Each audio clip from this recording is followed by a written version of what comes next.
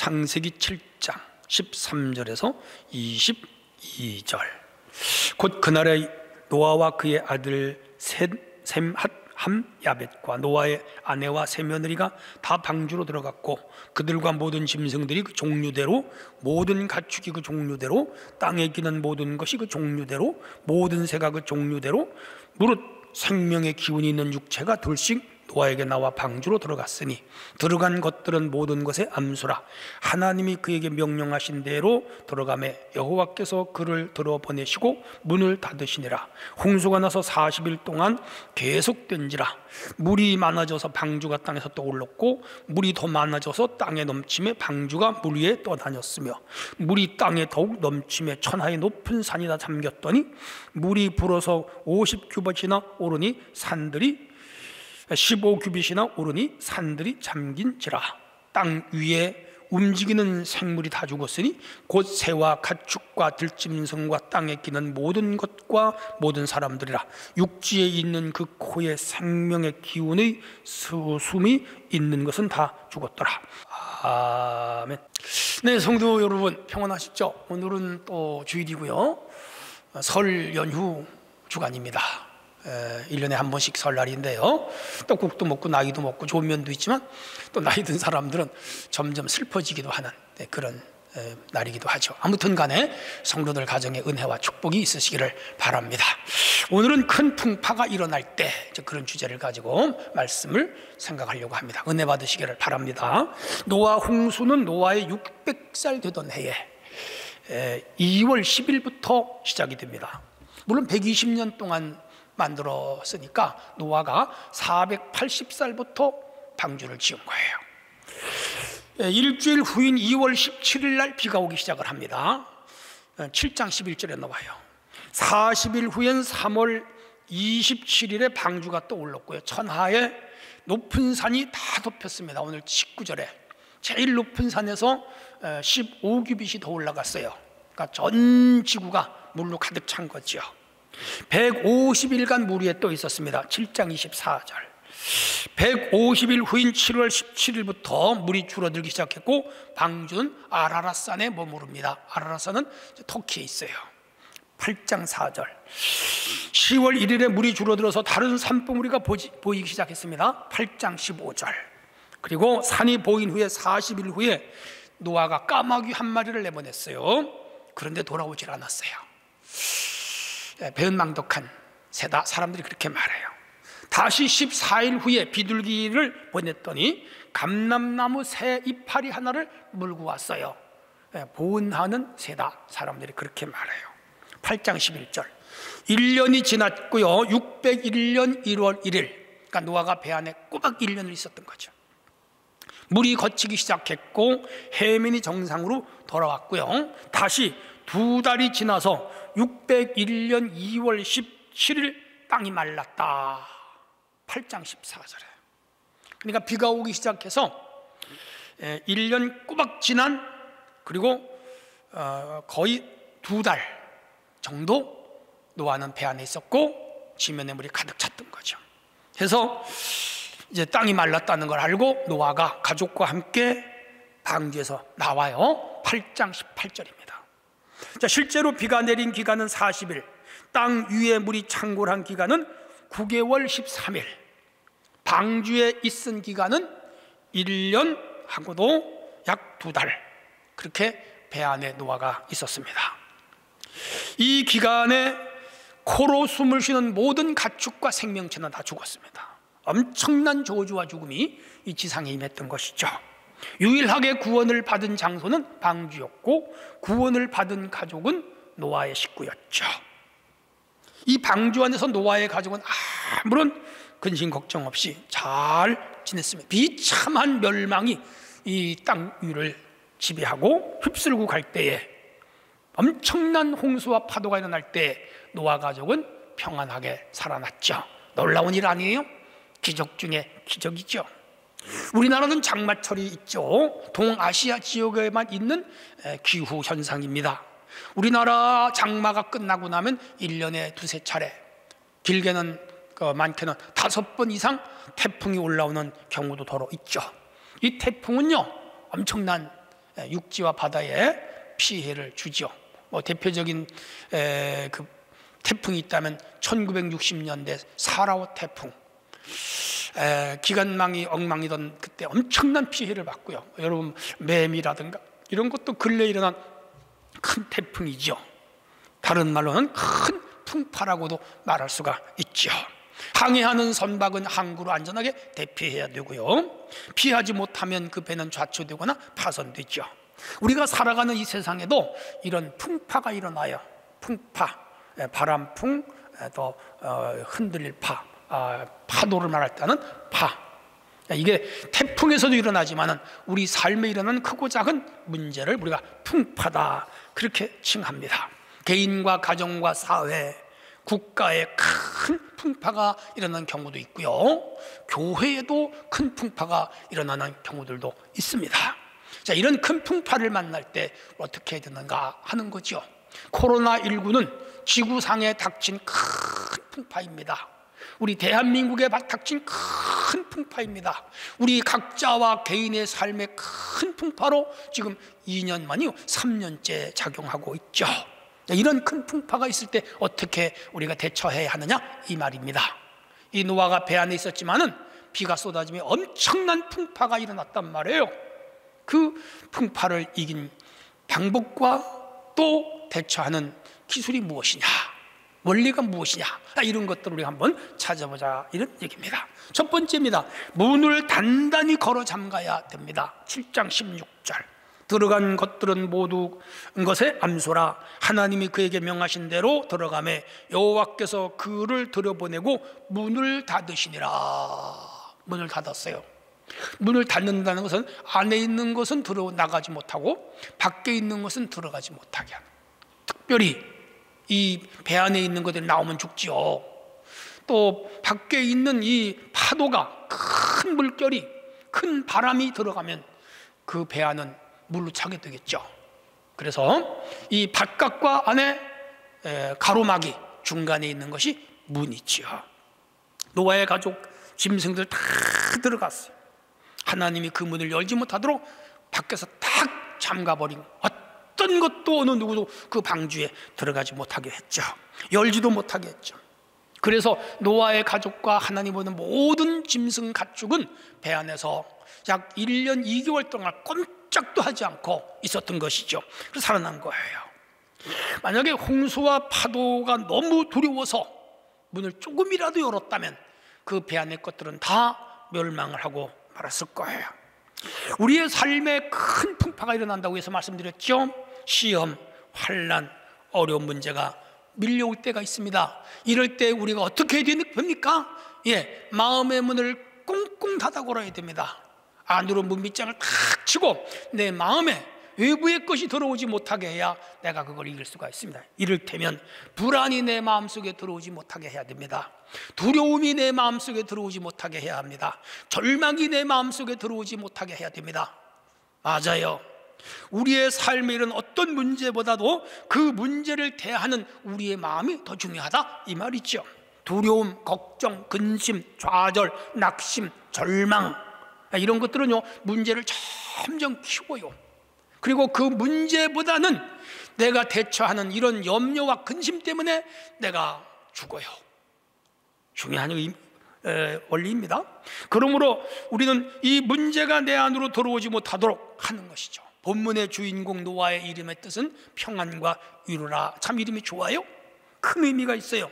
노아의 대명사는 방주지요. 방주를 짓고 엄청난 홍수의 풍파에서 가족과 함께 평안히 살아나 구원을 얻었는데 그것은 문을 안으로 잠갔다 이 말이에요. 문을 단단히 걸어 잠겼다 이 말입니다. 그래서 살아난 거예요. 우리가 세상의 풍파로 인해 근심하고 걱정하고 두려워할 때에 배후에는 평안과 위로를 빼앗아가는 사탄의 세력이 있습니다. 풍파, 이 성경은 광풍이라고 말하는데 이건 사실은요 사탄이 가져오는 거예요. 위에서 말씀드린 대로 염려, 근심, 걱정, 두려움, 좌절, 절망, 낙심, 이런 건 다 사탄으로부터 오는 거예요. 평안, 사랑, 위로, 화평, 온유, 겸손, 선, 자비, 양선, 절제, 충성, 이런 건 하나님으로부터 오는 거예요. 하나님으로부터 오는 이 참 선한 영향력이 있고 마귀로부터는 악한 영향력이 있는데, 우리가 어려움을 당할 때, 풍파를 만날 때 문을 열면 사탄 마귀가 악한 영향력을 우리 마음속으로 가지고 들어온다 이 말이에요. 그걸 차단을 해야 돼요. 막아야 돼요. 끊어내야 돼요. 그러지 않고는 우리는 그 풍파를 이길 수가 없습니다. 사탄 마귀는 우리 믿음을 뺏어갑니다. 사탄 마귀는 우리 건강을 뺏어갑니다. 사탄 마귀는 우리의 재물을 뺏어갑니다. 사탄 마귀는 우리의 행복을 뺏어갑니다. 사탄 마귀는 우리의 아름다운 관계를 뺏어갑니다. 사탄 마귀는 누가 누리는 모든 것을 시기하고 질투합니다. 회방꾼이잖아요. 사탄 이름이 회방꾼이에요. 사탄과 마귀가 내 것들을 빼앗아가지 못하게 우리가 해야 할 일이 뭐냐? 마음의 문을 잠그는 거예요. 노아는 방주의 문을 잠갔지만 우리는 마음의 문을 잠가야 돼요. 사탄과 마귀가 내 마음에 들어오지 못하도록 해야 된다 이 말입니다. 일반적으로 두려움을 이기는 방법은 여러 가지가 있습니다. 보편화된 이야기예요. 부정적인 생각이 들어오지 못하도록 해야 된다. 자신의 능력에 대해 낙관해야 된다. 또 감정에 흔들리지 말아야 한다. 나 혼자가 아니라는 생각을 가져야 된다. 내 마음에서 모든 종류의 의심을 제거해야 된다. 혹은 모든 두려움에 맞서야 된다. 혹은 두려운 문제를 극복한 후에 더 좋은 일이 일어날 것이라는 기대를 해야 된다. 이건 이제 믿는 사람이나 안 믿는 사람이나 어려움을 당할 때 갖는 마음의 자세, 마음의 태도 좀 도움이 되기는 해요.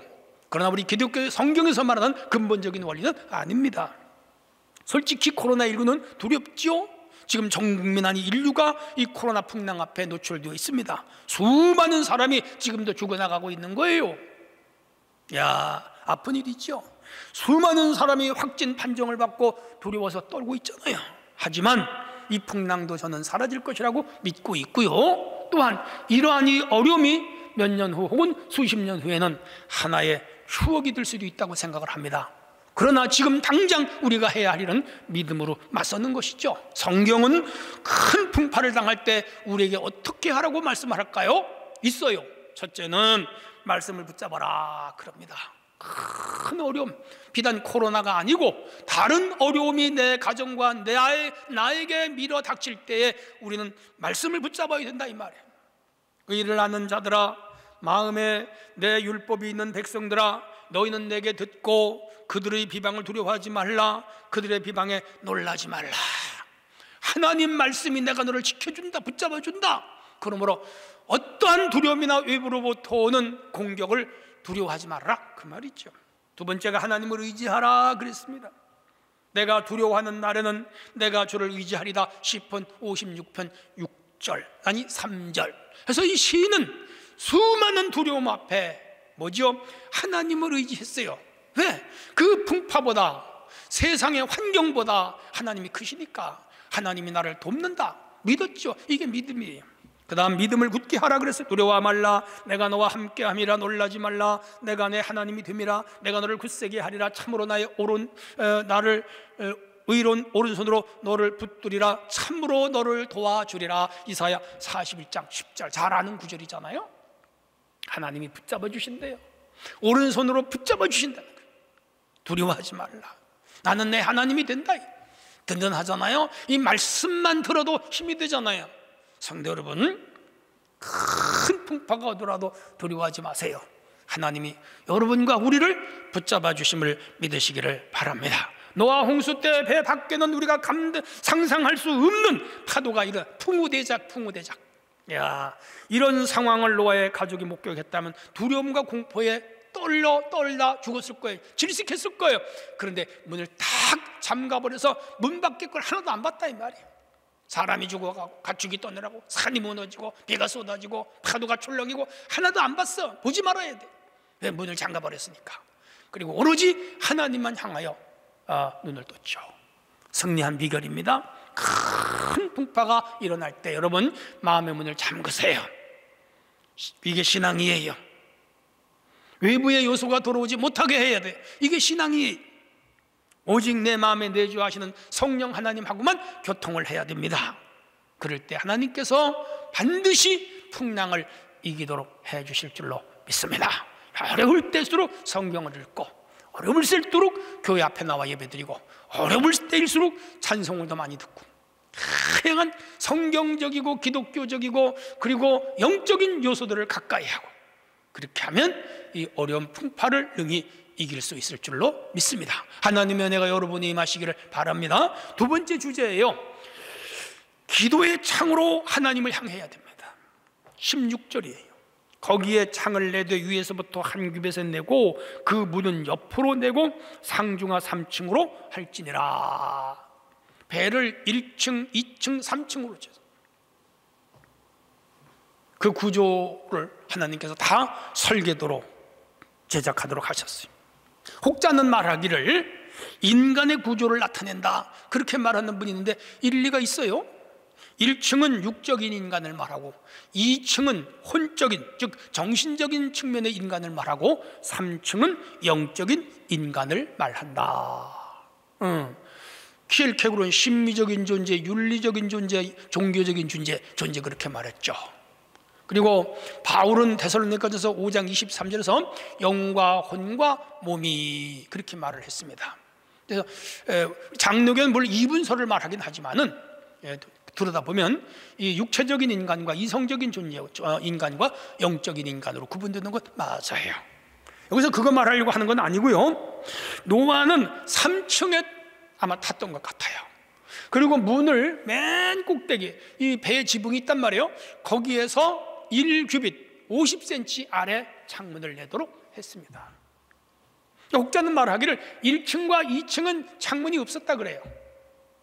그리고 3층에만 창문이 있었다, 그렇게 말합니다. 그리고 층과 층 사이는 공기가 통할 수 있도록 물론 만들었겠죠. 중요한 것은 이 창문을 통해서 바깥의 상황을 보지 못하게 하고 이 3층 맨 꼭대기에 이르는 하늘만 바라본 것이죠. 하늘만.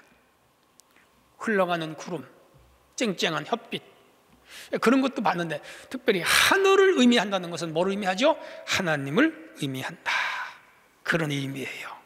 그러니까 이 배 안에서 하늘로 창문을 내고, 하늘 쪽으로 창문을 내고 노아의 가족이 하나님만 바라보며 하나님께 기도하게 했다, 이런 유추가 성립이 되는 것이죠. 그렇습니다. 오직 기도할 수 있는 기능은 영혼뿐이에요. 영혼은 그리스도 안에 거듭난 사람만이 할 수 있고, 거듭나지 않은 사람은 사실 기도가 어렵습니다. 거듭나지 않은 신자나 혹은 불신자들이 자신이 숭배하는 대상을 향해 기도하지만 그것은 엄격한 의미에서 기도를 하기 좀 어렵습니다. 주술과 같은 거예요. 왜냐면 불교인들은 샤머니즘 하는 사람들, 안 믿는 사람들도 이렇게 빌잖아요. 절도 하고 손도 이렇게 해서 뭘 받으려고 그러고, 주술 있죠. 진정한 의미에서 그건 기도는 아닙니다. 우리는 영혼의 기도, 신령한 기도, 하나님과 진짜 통하는 기도, 영적인 기도, 하나님 영광을 드러내는 기도, 그런 기도를 해야 돼요. 주술적인 기도와 참 기도에 대해서 다음에 제가 한번 설명할 기회가 있겠습니다. 중요한 것은 3층 위에 한 규빗 50cm 위로부터 아래에 문을 내고 하늘을 향해 창을 열게 했다. 노아의 가족이 창을 통해서 하나님을 받고, 이 창을 통해서 까마귀를 보냈고, 이 창을 통해서 비둘기를 내보냈던 것이죠. 이 창을 열고 하나님을 향하여 노아는 기도했죠. 비바람이 거세게 휘몰아치고 비는 40주야를 쏟아지고 산마다 높은 봉우리가 다 물에 잠기고 산더미처럼 파도가 밀려올 때 노아의 배가 얼마나 흔들렸겠습니까? 근데 거기서 기도하는 거라, 간절히 기도하는 거라. 여러분 배를 타보신 분은 알겠지만 파도가 칠 때요 배가 흔들흔들합니다. 가끔 제가 유튜브에서 유조선이라든가 컨테이너를 싣고 가는 배들은 풍랑을 만날 때 어떻게 가는가, 와, 뱃머리가요 수십 미터까지 올라갔다가 내려갔다 올라갔다 내려갔다, 산더미 같은 파도가 일어나는데, 야, 그 선원들이나 선장 참 무섭겠다, 그런 생각을 해봤어요. 워낙 배가 크니까 파손되지 않죠. 작은 배 같으면요 다 뒤집히죠. 노아의 방주가 아무리 크긴 컸지만 그 어마어마한 파도가 일어날 때 얼마나 흔들렸겠어요. 얼마나 그 배에 탄 사람들이 벨멀미가 나면서 무서웠겠어요. 이쪽으로 쏠리고 저쪽으로 쏠리고. 그 두려울 때 노아의 가족이 뭐 했을까요? 기도했죠. 그럼 보지 않아도 뻔한 거 아니에요? 우리가 두려우면 기도하잖아요. 저희를 도우시옵소서. 저희를 살려주시옵소서. 이 풍랑을 빨리 지나가게 하여 주시옵소서. 저희를 불쌍히 여겨 주시옵소서. 얼마나 기도했겠어요. 기도했죠. 갈릴리 바다에 예수님과 제자들이 탄 배가 한밤중에 풍랑을 만났습니다. 배 안에 막 물이 들어왔습니다. 제자들 중에 4명이 어부예요. 물을 막 퍼냈습니다. 닻을 내렸습니다. 야, 어떻게 해서라도 배를 육지에 달려고 했지만 속수무책이었죠. 이때 예수님이요, 저기서 물 위를 걸어오시는 거예요. 4km, 10리 넘는 데 계셨거든요. 예수님 물을 막 달려오셨어요. 처음에 제자들이 유령인 줄 깜짝 놀랐어요. 가만히 보니까 예수님이라 베드로가 감격했어요. 예수님, 나도 한번 걸어보고 싶어요. 그 상황에서 예수님께서 내려서 걸어와라. 배에서 껑충 뛰어내렸어요. 용감하지요? 그리고 몇 발자국을 걸었는데 갑자기 파도가 밀려오니까 베드로가 깜짝 놀라가지고 예수님을 보지 않고 파도를 보다가 물에 빠져버렸어요. 예수님 죽겠습니다. 그랬더니 건져주시면서 뭐라 그래요? 믿음이 적은 자의 의심하느냐. 우리 예수님 대단하잖아요. 야, 중요한 것은 곤경에 처한 제자들을 주님이 달려와서 건지셨다 이 말이에요. 우리가 풍파를 만나고 풍랑을 만나고 환난을 만나고 고난을 만나고 역경을 만나고 위경에 당할 때에 하나님께 부르짖으면 하나님이 달려오셔서 우리를 도와준다 이 말이에요. 그게 기도지요. 구해야 돼요. 간절히 부르짖어야 돼요. 소리 질러서 기도해야 돼요. 매달리면서 애원해야 돼요. 왜 기도합니까? 간단하지요. 인간이 연약함 때문이죠. 스스로 문제를 해결할 수 없기 때문이죠. 우리의 문제를 해결할 수 있는 분은 하나님이시죠. 그래서 우리는 기도하는 것이고 기도하라 그런 거예요. 성경에 기도하라는 구절은 수백 구절이에요. 환난 날에 나를 부르라. 내가 나를 건지리. 내가 너를 영화롭게 하리라. 시편 50편 15절. 야, 내가 고난 중에 부르짖으면 내가 너를 건졌고 네 성의 은은한 곳에서 내게 응답하며 무리와 물가에서 너를 심하였느니라. 시편 81편 7절. 이스라엘 자손은 고된 노동으로 말미암아 단식하며 부르짖으니 그들의 고된 노동으로 말미암아 부르짖는 소리를 하나님께서 들으셨더라. 출애굽기 2장 24. 야, 뭐 이런 수룩합니다. 여러분, 환난 당할 때, 고난 당할 때, 역경 당할 때, 위험할 때, 절망적일 때, 인간의 힘으로 도저히 안 될 때 뭐 하라고요? 기도하라고요. 뭐를 열고요? 하늘로 창문을 열고. 다니엘은 바벨론의 포로되었죠. 자기를 죽이려는 적대 세력들에서 사적으로 들어갈 것을 알잖아요. 그러나 하루 3번씩 창문을 열고 기도했잖아요. 사자 입을 막아서 그를 구원했잖아요. 뭐예요? 기도의 능력이죠. 코로나19 기도하면 돼요. 목사님 기도하면 됩니까? 마스크 써야 되죠. 마스크도 쓰시고 기도하세요. 맞아요. 하나님 아버지 코로나가 끝나게 해주세요. 코로나가 사라지게. 목사님 뭐 기도만 하면 돼요. 백신 맞아요. 백신도 맞으시고 기도도 하세요. 훨씬 효과적이에요. 하나님께서 이 어려움을 지나가게 하실 것이며, 비단 코로나뿐 아니라 여러분 가정, 여러분 물질, 여러분 자녀, 여러분 삶의 크고 작은 문제, 특별히 질병, 큰 아픔, 가정적인 고민, 고뇌, 갈등, 번민, 위기, 위경, 이런 것들 살다 보면 많이 만나요. 어떻게 하라고요? 기도하라. 그러면 능히 이기게 하십니다. 자, 마지막 3번째 주제입니다. 방주 안에만 있어야 됩니다. 7절. 노아는 아들들과 아내와 며느리와 함께 홍수를 피하여 방주에 들어갔더라. 방주에 1년 약 2개월 동안 그 엄청난 홍수가 끝날 때까지 오로지 방주 안에만 있었습니다. 끝나는 날까지 나오질 않았어요. 방주는 코페르 나무로 만들었는데 개역 성경에는 잣나무로 만들었다. 침엽수로서 사철나무, 색깔이 변하지 않는데 의미가 영원히 변하지 않는 예수 그리스도를 의미하기도 합니다. 히브리 13장 38절을 보면 예수 그리스도는 어제나 오늘이나 영원토록 동일하시다. 그리고 그 밖에 역청을 칠을 했어요. 물이 새어 들어오지 못하게. 이 역청은 예수 그리스도의 보혈을 의미한다고도 합니다. 예수 안에 있는 자들은 안전해요. 그걸 말하는 겁니다. 세상에 어떤 환난이나 풍파도 예수 안에 있는 자들은 건드리지를 못합니다. 여기 방주는 첫째 예수 그리스도, 두 번째 교회를 예표해요. 그러니까 큰 세상 풍파 환난 중에 우리가 어디에 있어야 되느냐? 교회 안에 있어야 된다. 어디에 있어야 되느냐? 예수 안에 있어야 된다. 예수 안에, 교회 안에 있는 게 뭐냐? 믿음 안에 있는 거다 이 말이죠. 목사님 아프면 병원에 가죠. 여러분, 병원에 다녀야지요. 치료를 받아야죠. 의학을 써야죠.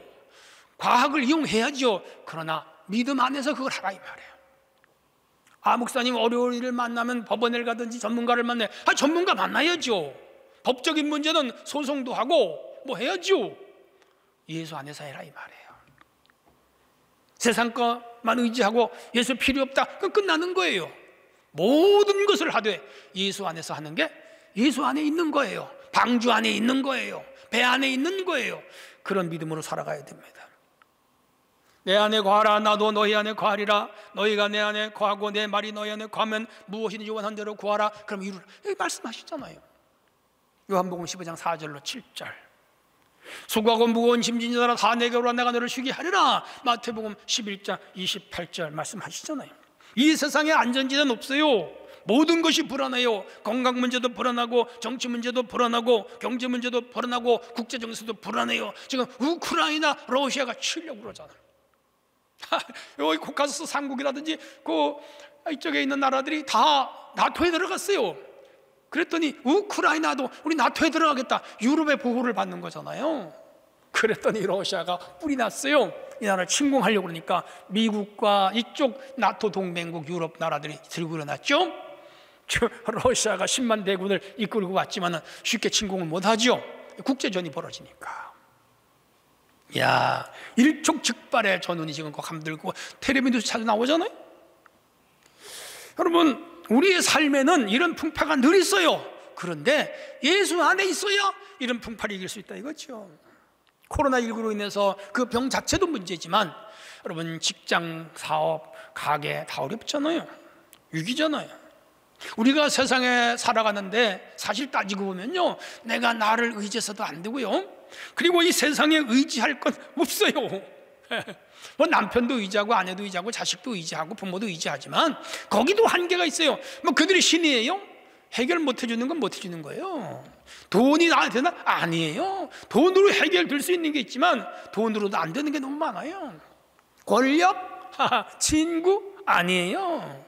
어느 날 다 물거품 같은 거에 허상이에요. 허무예요. 별것 없네요. 아무것도 아니에요. 내가 죽음 앞에 섰을 때 내가 의지할 대상 없어요. 하나님 한 분밖에 없는 거예요. 기억하세요. 자신만만하지 마세요. 자신만만한 사람이 오늘 한 방에 가는 수가 있습니다. 하루아침 무너집니다. 내가 의지하고 내가 기대고 내가 바라볼 수 있는 분은 한 분밖에 없어요. 그분이 하나님이라. 그래서 너희는 내 안에 거하고 내 말이 너에 거하라. 참으로 의지할 분은 하나님 한 분밖에 없습니다. 영원히 그분은 변하지 않습니다. 우리를 도와주십니다. 이것 하나가 믿음이요 신앙입니다. 얼마나 든든한지 아세요, 여러분? 노아의 8가족이 방주 안에 있었다 이 말이야. 어떤 어려움이 있어도 예수 안에 있어야 되고, 어떤 풍파가 와도 교회 안에 있어야 돼요. 교회 쉽게 옮기고 저걸 옮기고 왔다 갔다 하고 동네에서 이 교회 갔다 저 교회 갔다, 아니죠. 그건 아니에요.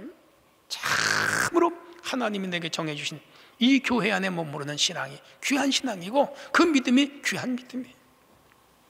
고대 이스라엘 사회에는 이 도피성 제도가 있었습니다.